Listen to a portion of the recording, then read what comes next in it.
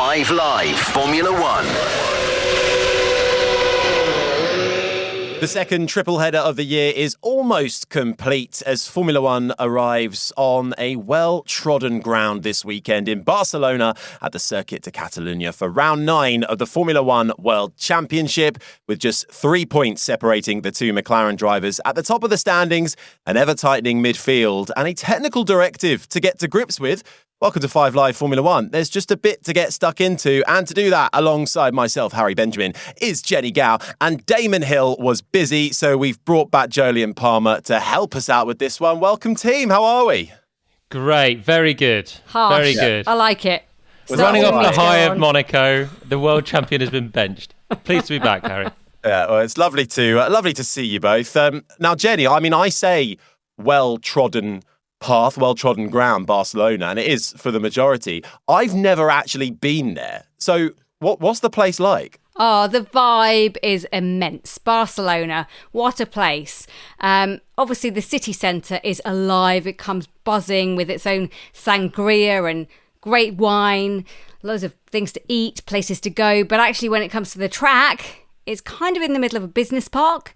Jolyon will have stayed there countless times. I've never actually stayed by the track. We were always somewhere far away.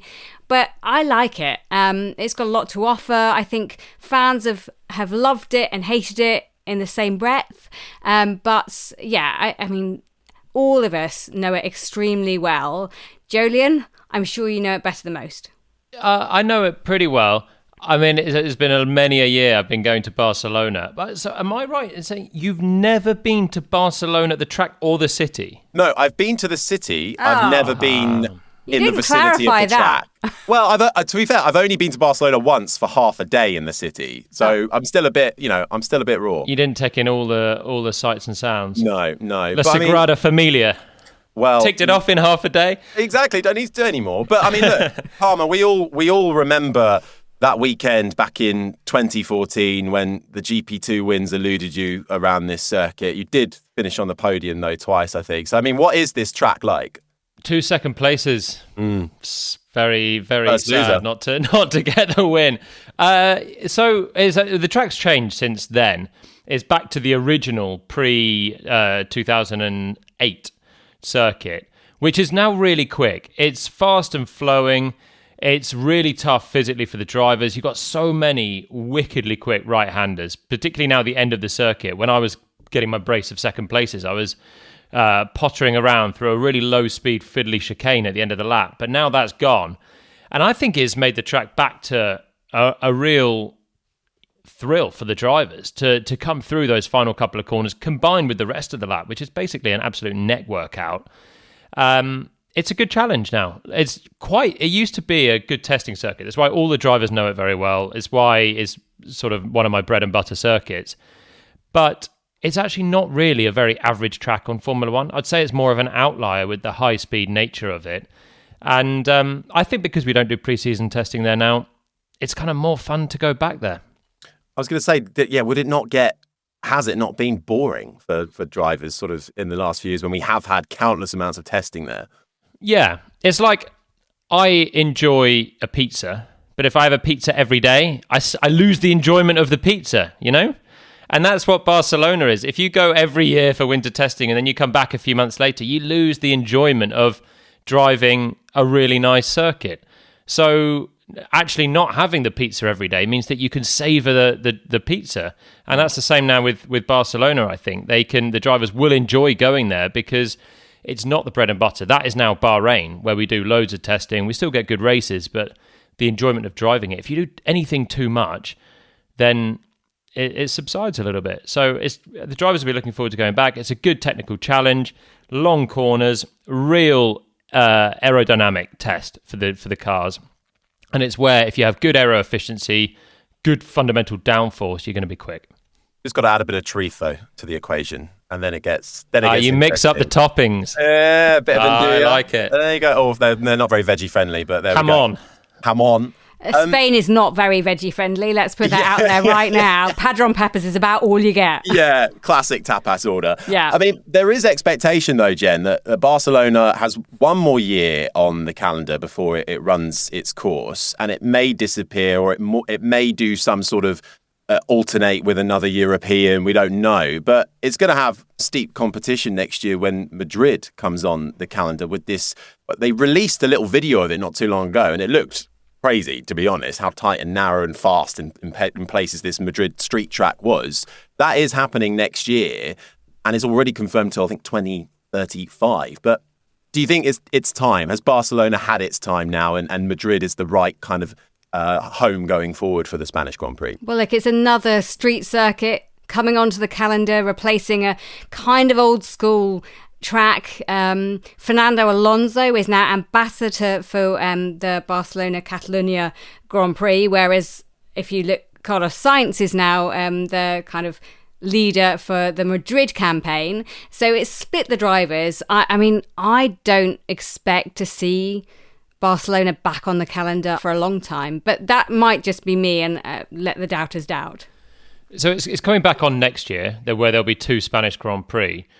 And then it's the last year of the Barcelona contract. I like Barcelona. I like a classic circuit that's got the DNA of Formula One. It's got gravel traps. It's got grass. It feels like it's got history.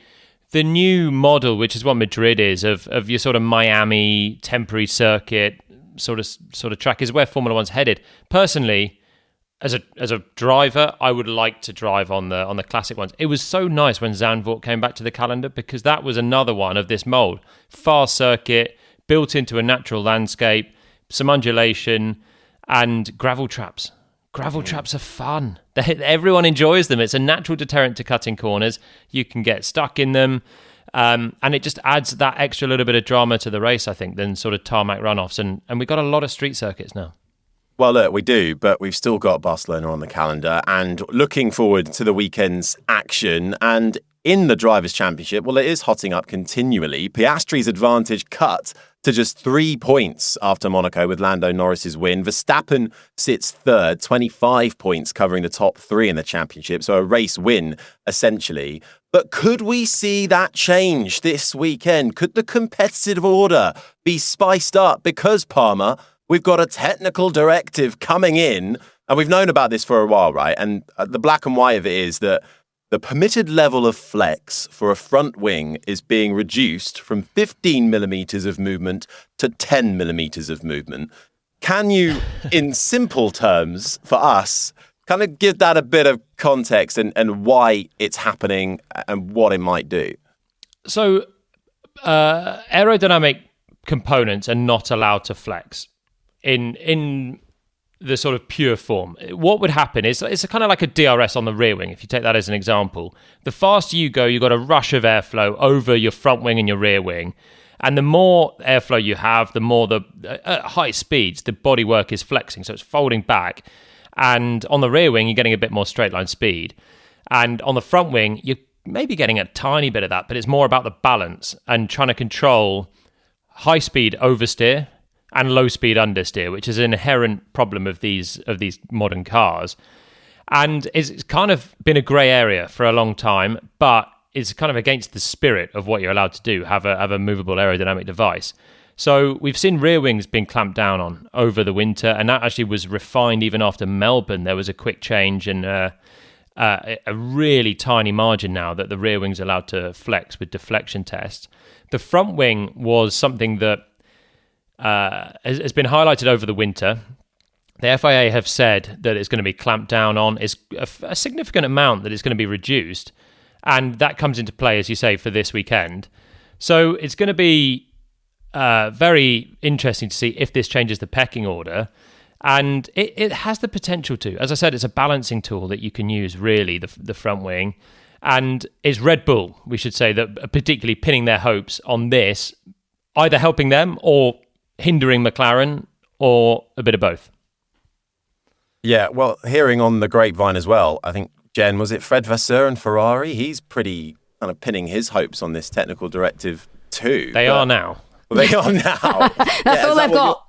Is that what you're hearing on the grapevine? Well, I think, Harry, the simple terms and truth of it is, if Ferrari don't get their car sorted this week, next time they race, that's it. The championship has already sailed, it's gone. So they'll turn their attentions to 2026. So whether this TD is the miracle golden bullet that they all think, or if it's going to be another tactic and it's gone already, or the chances have gone already, then I don't know. But if you look at all of the people who are making a bit of a fuss, those are the ones who have asked for this and led the way for this directive to be introduced. So Red Bull, Ferrari. Red Bull might get something from it, but this has been coming for a long time now. So all the teams have reacted to it ahead of time. So even if McLaren were there and set to, do some trickery and lose it all this weekend, surely they'll have adapted already. Well, so teams have known about this coming, so they can work around sort of troubleshooting the issue that this might create, and it should in theory change. If people are maximising the old set of regulations that we've had for the last 8 races, then they should have to redesign slightly because, if they don't have to change their car, then they've not been maximising what they could have done.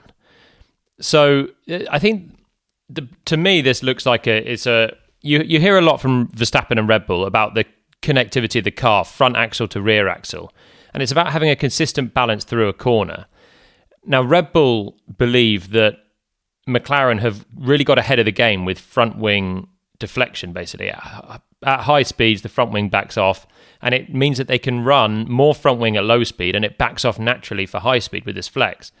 So if that is the case, then it will probably hinder McLaren a little bit because they'll have to compromise their setup more than other teams. Of course, we don't know if that's the case, and so far with the other clarifications, it's difficult to see that the order has changed at all. And there's a load of other things that are going on with Red Bull and McLaren and finger pointing in other areas like brake ducts and the tyre degradation at the rear.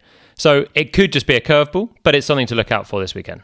It absolutely is, and it's something that all the drivers are talking about. So what did some of them think? Here's what Ferrari's Charles Leclerc had to say. I think as a driver it will change a little bit the balance. Before I think every teams were pushing into that direction because it had benefits for the driver and how the car felt, especially in high speed. So that will change on that. However, I don't know how much is going to change the packing order. It's very difficult to know for now. We know how much is going to affect us, not a lot. We don't know how much is going to affect the others, and this is the question mark that we'll understand from tomorrow onwards. So, similar to what we were saying, could be absolutely little to no impact, or it could do something. I think Carlos Sainz even said, well, maybe at most there might be a swing of a tenth of a second. But, Jenny, a tenth in the midfield is massive in Formula One these days. Certainly this year it is. A tenth in former years wouldn't have got you anything, but a tenth now would be a massive advantage. But I'm not sure I buy that. Well, hang on. Why are you clarifying that with a tenth in the midfield? Well, no, sorry. Do you know the biggest pole margin this year, Harry? I know. Is 1/10. I know. Norris in Monaco. I know. It's because I'm so used to saying Williams in the midfield, and we'll come on to that. But I mean, let's see. It'll be something to focus on. I want to actually go with our title challengers at the moment, McLaren. Piastri, Palmer on a roll prior to Monaco, but Norris was dominant. We described it, and I think most of the paddock, it was a statement on qualifying day and getting that pole position right at the checkered flag. It looked like it was going Leclerc's way. It didn't. And then despite no matter how many stops we got in the end, it was ultimately a formality for him to take the win. But do you think this is a pivotal moment for Lando to get that momentum back? I do, yeah. I think I agree with you. I think it was a huge pole and then the win. But I think the pole was huge. And even just speaking to him after the session, you could tell it was like a weight lifted from his shoulders, because this is a driver that we know how quick he is. And the stats are the stats from last year, but it says that he absolutely annihilated Piastri. It was 24 in Norris's favour last year. He then took the first pole in Melbourne, but he hadn't been on pole since. And on top of that, he'd missed a lot of front rows since then as well. He'd had a crash in Jeddah, lots of mistakes in Q3 when he was trying to find the last tenth of a second. And then you come to Monaco and you think Monaco is not the circuit you want to come to if you're struggling to qualify, if you're struggling to execute perfect laps.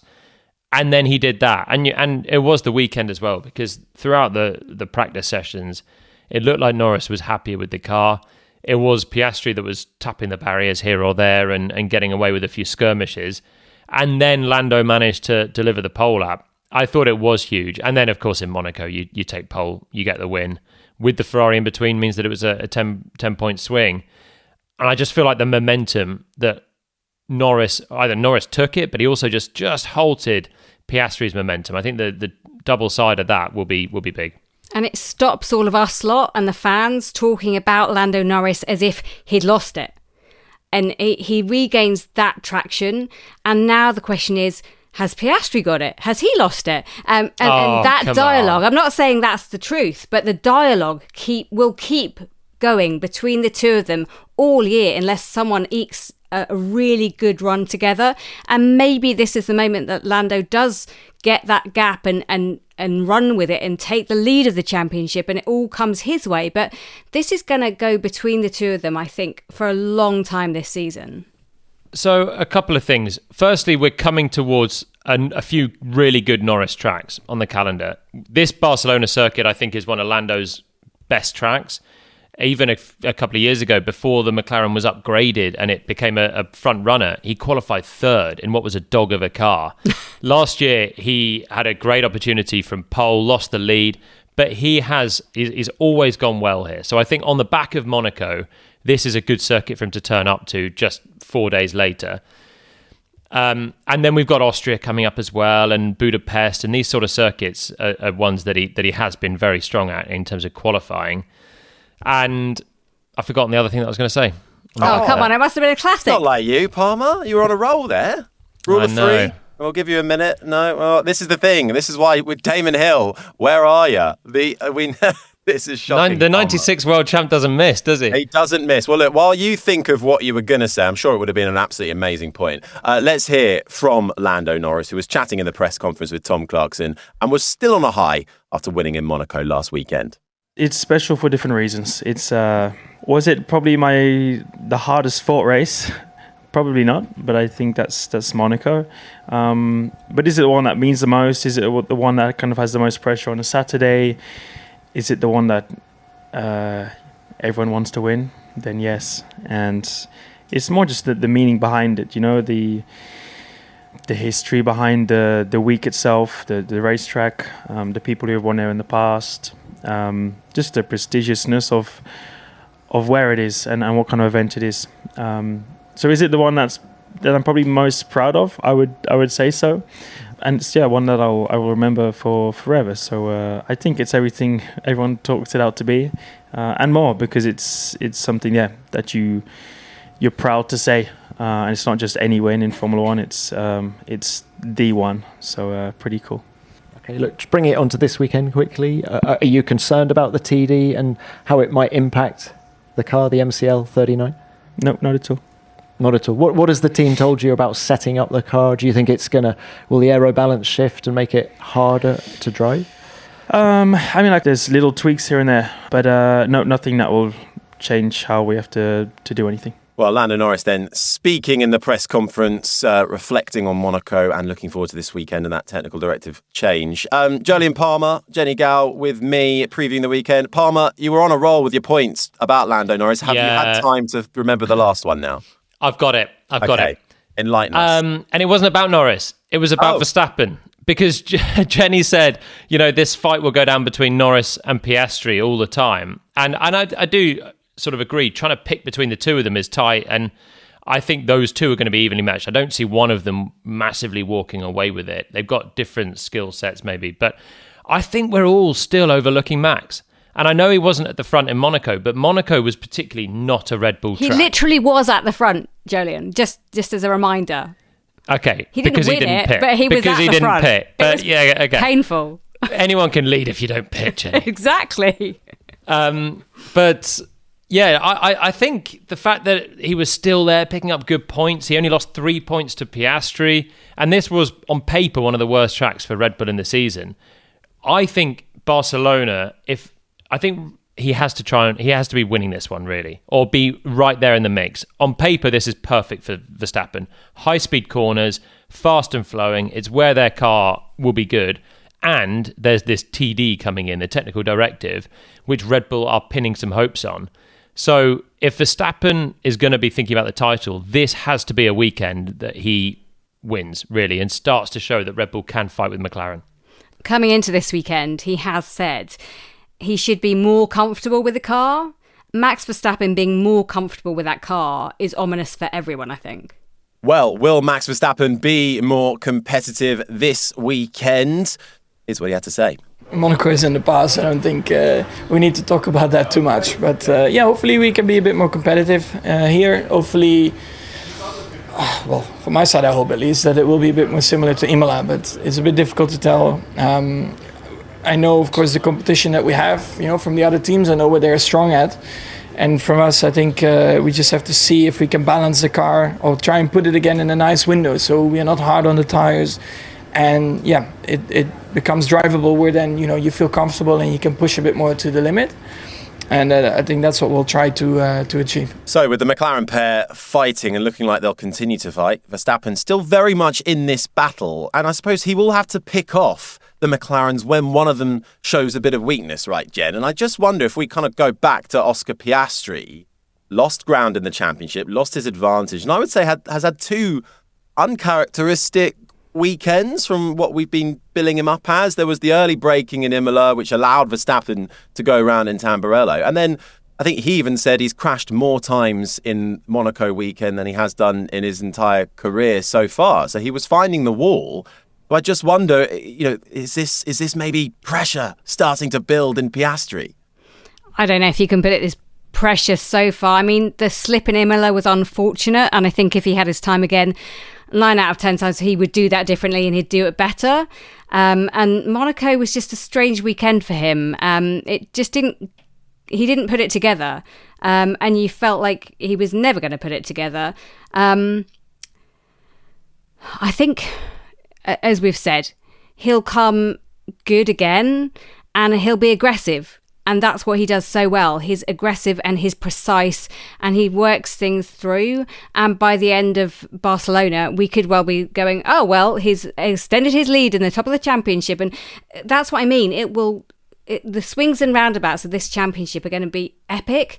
And I also agree with Jolien, for once, that I do think Verstappen is a real threat this weekend. I think Red Bull and him will get that setup absolutely perfected over practice. And when it comes to qualifying, all you need to do in Barcelona is stick it on the front row. It's simple, as she said. But 9 out of 10 times, it's won from the front row. It's even worse than Monaco. So just stick it on the front row. Done. Well, you could have said that to Norris last year, but he was third after the first corner and he started from pole. I think He's you the guys odd one out. Yeah. I think you guys are a bit brutal on Oscar, actually. Well, that's the name of the game, Jolien. Sorry. No, I think you're a bit harsh. What do you think he's feeling the pressure? He started on pole 2 races ago. He qualified on pole. He got done around the outside, which was, I would say, a little bit of a uncharacteristic misjudgment, I don't know what, from him at the start of Imola, and he won't be proud of that one. But he was then just unlucky in the race. I mean, he was fine, but the safety car and the way the strategy played out, it really mullered him, and he didn't do anything else wrong apart from be passed by Max, which wasn't great. And in Monaco, I mean, he was never going to take pole. I thought Lando looked quicker, but he did qualify within 0.2. And when they had the direct head-to-head shootout, it was, hundredths between them? So let's not get carried away here. He's still right there on pace. And it's still, as much as I say this is a Lando track, I don't think Lando's going to have a walkover here. I think Oscar's still driving at such a high level. He easily could also win. As you say, every track that was a Lando track could now be a Piastri track. So any of the ones that he had a clear advantage on last year, I think Piastri is driving at a level which is much better than he was last year. Is there anything you see in Oscar that tells you that he might be feeling the pressure? Absolutely not. Anything that you see? Crashing in the wall. Is that your one thing? Is he feeling pressure? Crashing the wall, braking early. Is that what you'd do under pressure, is it? Just brake a little bit early for turn one. I'd be all over the shop. Yeah, a bit tentative going into turn one. Think I've got it, and then oh no, he's absolutely mugged me. He is the calmest guy. I just can't feel. I'm looking forward to seeing what he is like when he is facing true pressure, which will come at the end of the year when the championship really starts to get a little bit bitey. And you've got either Norris or Verstappen in it. There will be needle in it. But for now, I feel like he's just churning through the weekend, session to session. Monaco wasn't his best, but he still was on the podium. And I just see the guy is so calm in the face of a potential championship winning year. Jolyon, would you rather be the hunted or the hunter? Hunted, because it means you're winning. And the great thing when you're winning is, if you've got, there's 3 points between them, but there was 13. And let's take before Monaco, or even right now, 3 points advantage to Oscar. If Oscar doesn't finish as a worst case scenario and Lando wins, Max is second, he's still within 25 points. If Lando doesn't finish on Sunday, he goes beyond 25 points.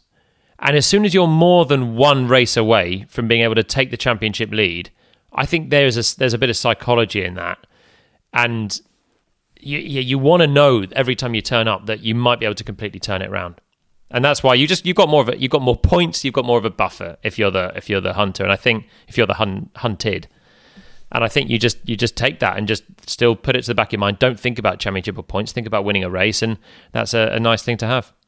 Well, here is what the current championship leader Oscar Piastri has had to say coming into this weekend. I mean, it's been a great first third of the year.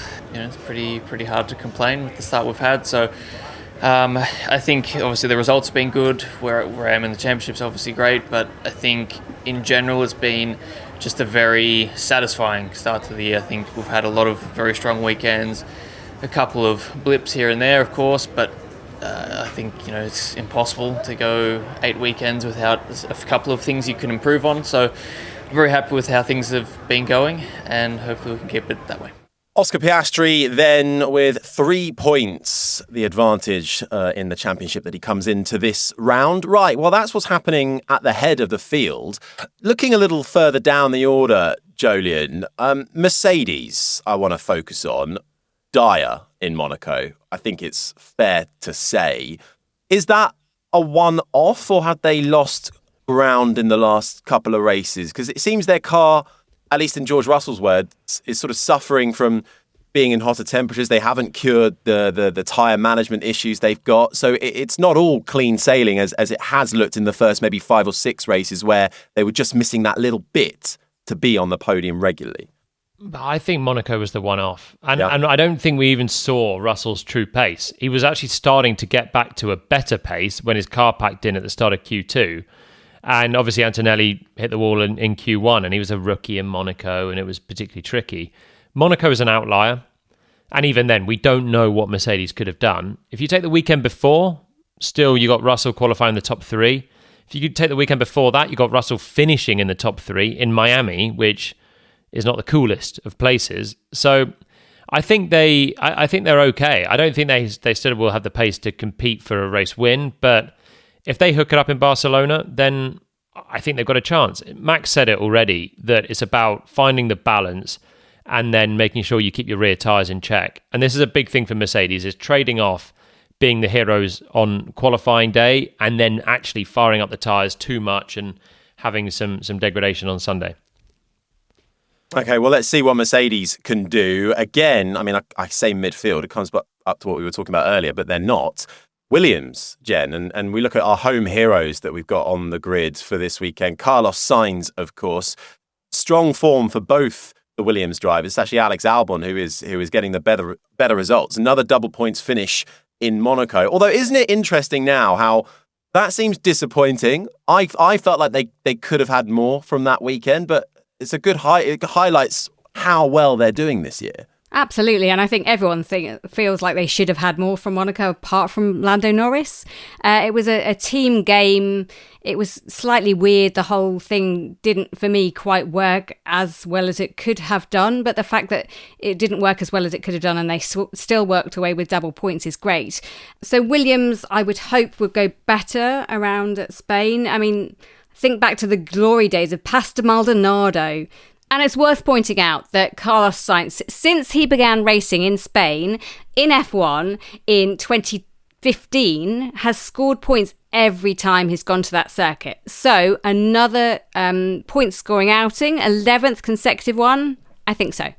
Yeah, let's see. It's good stuff from Williams at the moment. 5 points finishes so far for Carlos Sainz this year. 3 top 5 finishes so far for Alex Albon. So let's see what they can do. While we're on the Spaniards, Jolien, Fernando Alonso, is he going to score points this weekend? You wouldn't count on it. It's not to say he wouldn't deserve them, but everything seems to be going wrong for him at the moment. I cannot believe he didn't break his 2025 duck in Monaco. And, I mean, he's driving actually incredibly well. That Aston Martin car is still not very competitive, and he's managed to qualify start 5th and 6th in the last 2 Grand Prix. He literally just needs a bit of not bad luck, just mediocre luck, and he's there. Yeah, I feel like he is on the cusp of getting those points because they have made some improvements there with that car. Let's see if Fernando Alonso can be powered on by the home crowd. Right, okay, I think we've just about covered all the major talking points ahead of this weekend. So all that's left for me to ask, please, are your predictions, your winner for the Spanish Grand Prix come Sunday afternoon, Jenny Gao. So if you go back to 2016, Max Verstappen got his first ever win in F1. It was a massive Grand Prix. And since then, only he or Lewis Hamilton have won at the Spanish Grand Prix. So it's got to be one of either of those two. I don't think it's going to be Hamilton. So all eyes are pointing for me on Verstappen. Okay, a Verstappen win from Jenny. Palmer? That's an incredible stat. Since 2016, it's either been Verstappen or Hamilton winning in Barcelona. And that's a stat I found. It's not going to be Hamilton this year, the way things are going. So it's just Verstappen then, isn't it? Yeah. So you're both going Verstappen. I'm going to go for Lando Norris, the winner from the checkered flag of the Spanish Grand Prix. Let's see what happens. Get in touch throughout the weekend on hashtag BBCF1 across the commentary. You can get in touch with your own predictions. Just one final thing for you, Palmer. Do you remember who beat you in the sprint and the feature race for that Catalonia race back in 2014 in GP2? Yeah, and I'm bitter about them both. Johnny Cecotto Jr. beat me in the feature race doing an absurd reverse strategy that just was absolute lucky, and I'd led the whole thing until like 6 laps from the end. And then I had to start 7th the next day and cruise up to the back of Felipe Nasr, pushed him for the win, but he held on. Yeah, 7.5 seconds the gap in the end to Nasr, and I backed off. I saved the tyres. 3.5 seconds to Johnny Cecotto Jr. So, you'll get him next time. Thank you, Palmer. Thank you, Gao. That does indeed do it for us. I feel ready for the weekend now. I think just a few more stats and then we'll be good to go. Thank you for your time. Coverage of the weekend begins at 12:25 on Friday with FP1. A couple of new faces to look out for in that session, by the way, too. And there's now even more ways to listen live with 2 brand new sports streams on BBC Sounds. Introducing Sports Extra 2 and Sports Extra 3, bringing you the best live commentary from across the BBC. Just scroll through the live radio dial at the top of the BBC Sounds app to select your stream, or just ask your smart speaker to play Sports Extra 2 or play Sports Extra 3. Our coverage is on Sports Extra 3 on Friday and then Sports Extra 2 on Saturday. The race on Sunday afternoon is on 5 Live. Lights out at 2 p.m. Jenny, Jolien, did you get all that? Yes. Sports Extra 2 and 3, Palmer. You'll be all over it. We know you are. Got it. Right. Thank you, guys. This has been an IMG production for BBC Radio 5 Live.